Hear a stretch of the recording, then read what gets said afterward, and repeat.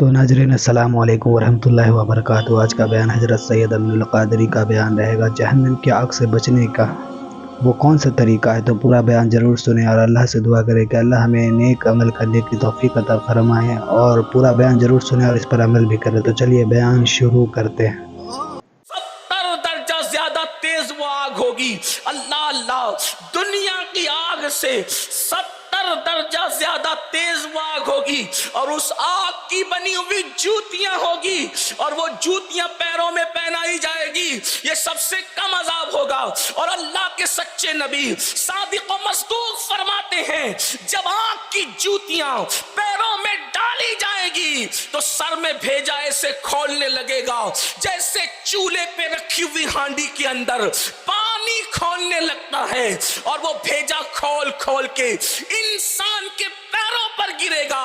یہ سب سے ہلکا عذاب ہے۔ اللہ کے رسول علیہ السلام فرماتے ہیں جہنم کی آگ کی تپش کا عالم یہ ہے، جہنم کی آگ کی حرارت کا عالم یہ ہے، اس میں اگر پہاڑ ڈال دیے جائیں تو پہاڑ پگھل جائے۔ آپ سے پوچھنا چاہتا ہوں جہنم کے راستے پر چلنے والے میرے بھائی مجھے بتاؤ، جہنم کے راستے پہ چلنے والی میری بہنوں مجھے بتاؤ، زیادہ مضبوط ہے ہمارا جسم، پتھروں سے زیادہ طاقتور ہے۔ اللہ اکبر، کتنے کمزور ہو میرے بھائی میری بہنوں، کتنی کمزور ہو۔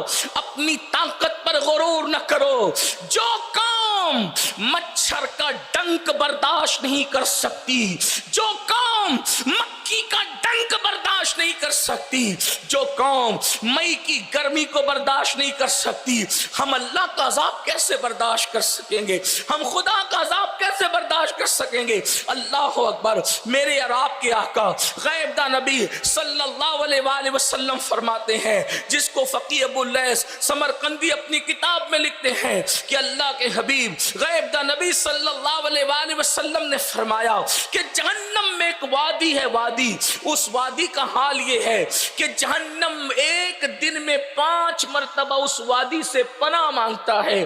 جہنم بھی اس وادی سے، یعنی جہنم کی مختلف وادیاں ہیں، جہنم کے مختلف طبقات ہیں۔ اللہ کے رسول علیہ السلام فرماتے ہیں جہنم میں ایک وادی ایسی ہے جس سے جہنم بھی ایک دن میں 5 مرتبہ پناہ مانگتا ہے، اور اس جہنم کی تپش کا عالم یہ ہے، اس جہنم کی وادی کا عالم یہ ہے، اس پہ پہاڑ ڈالے جائیں تو پہاڑ بھی پگھل جائیں۔ تو صحابہ کرام نے عرض کیا یا رسول اللہ صلی اللہ علیہ وآلہ وسلم، ہمارے ماں باپ قربان، جس وادی کے اندر پہاڑ پگھل جائیں اور اس وادی سے جہنم بھی ایک دن میں 5 مرتبہ پناہ مانگے، آقا اس وادی میں کس کو ڈالا جائے گا؟ اس وادی میں کس کو داخل کیا جائے گا؟ تو میرے اور آپ کے سچے نبی غیب داں نبی صلی اللہ علیہ وآلہ وسلم نے فرمایا اس میں 2 لوگوں کو داخل کیا جائے گا۔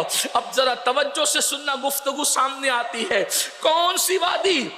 جس سے جہنم خود بھی پناہ مانگے، ایک دن میں 5 مرتبہ پناہ مانگے، جس میں پہاڑ بھی پگھل جائیں۔ اس کے بارے میں آقا فرماتے ہیں وہ 2 لوگوں کا ٹھکانہ ہے، وہ 2 لوگوں کے لیے تیار کی گئی ہے۔ آقا ارشاد فرماتے ہیں نمبر 1 اس میں بے نمازی کو داخل کیا جائے گا۔ پہلے نمبر پر اس میں جو جائے گا وہ بے نمازی ہوگا۔ یاد رکھنا، ہمارے وہ بھائی خوش ہو رہے ہوں گے مولانا میں تو 5 وقت کی پڑھتا ہوں۔ یاد رکھنا علماء موجود ہے، یا یہ علماء کرام کے علمی مقام اور مرتبے کے سامنے میری کوئی حیثیت نہیں، میں ایک طالب علم ہوں، لیکن کسی اچھے عالم سے مسئلہ پوچھو، 5 وقت کی نماز پڑھ کر کوئی نمازی نہیں کہلاتا۔ کان کھول کے سننا، اس کی وجہ کیا ہے؟ 5 وقت کا نمازی ہے لیکن بیٹے کی شادی کے موقع پہ جان بوجھ کر نماز ترک کر دی، فقہا فرماتے اس کا شمار بھی بے نمازیوں میں ہوگا۔ 5 وقت کا نمازی ہے، کسی وقت تجارت کی مصروفیت میں ایک وقت کی نماز جان بوجھ کے چھوڑ دی، اس کا شمار بھی بے نمازی میں ہوگا۔ 5 وقت کا نمازی ہے، کسی مسجد کی مصروفیت کے اندر بلا عذر شرعی جو ہے ایک وقت کی نماز جان بوجھ کر کے ترک کر دی، اس کا شمار بے نمازی میں ہوگا۔ ایک بندہ 5 وقت کا نمازی ہے، سر میں درد ہے، بلا عذر شرعی جو ہے اس نے نماز کو ترک کر دیا اس کا شمار بے نمازی میں ہوگا. آپ کہیں گے سر میں درد کی وجہ سے نماز نہیں چھوڑ سکتے. سن لو, اللہ کے رسول صلی اللہ علیہ وآلہ وسلم پر جب بخار کی اتنی شدت طاری ہوئی اور مرض وصال میں تھے کہ تب اللہ کے رسول علیہ السلام بظاہر چل نہیں سکتے تھے بظاہر, تو اللہ کے رسول علیہ السلام نے دو صحابہ کے کندھوں کا سہارا لے کر مسجد نبوی شریف تک تشریف لے گئے اور وہاں جا کر کے نماز ادا فرمائی. آپ سے پوچھنا چاہتا ہوں, پوچھا گیا کہ کب تک نماز چھوڑی جا سکتی ہے, تو فرمایا گیا اگر وہ کھڑے ہو کے نہیں پڑھ سکتا اسے بیٹھ کے پڑھنا ہوگا, بیٹھ کے نہیں پڑھ سکتا اشارے سے لیٹ کے پڑھ سکتا ہے تو لیٹ کر کے پڑھے, نماز معاف نہیں ہے. اور سن لو, نماز کو چھوڑ کر مسلمان ہونے کا دعویٰ کرنے والوں, نماز کو چھوڑ کر کے جنت کو اپنے باپ کی سمجھنے والوں, اللہ کے رسول علیہ السلام نے تو اپنے اصحاب کو بے نمازیوں کی صحبت میں بیٹھنے سے بھی منع کیا.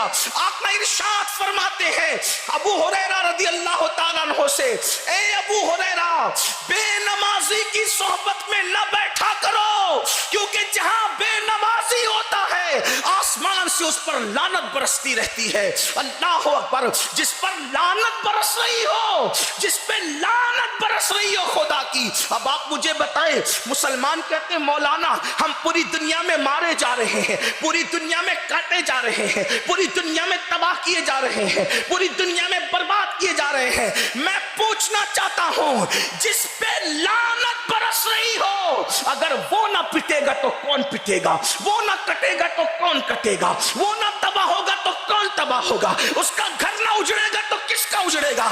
جس نے خدا کے گھر کو ویران کیا اور اس کو خدا کی غیرت کا خیال نہ ہوا, پھر ان کے گھر نہ اجڑیں گے. آج مسلمان کو کیرم کلبوں کے لیے ٹائم ہے, آج مسلمان کو جوؤں کی اڈوں کے لیے ٹائم ہے, آج مسلمان کو کھیل اور کرکٹ کے لیے ٹائم ہے.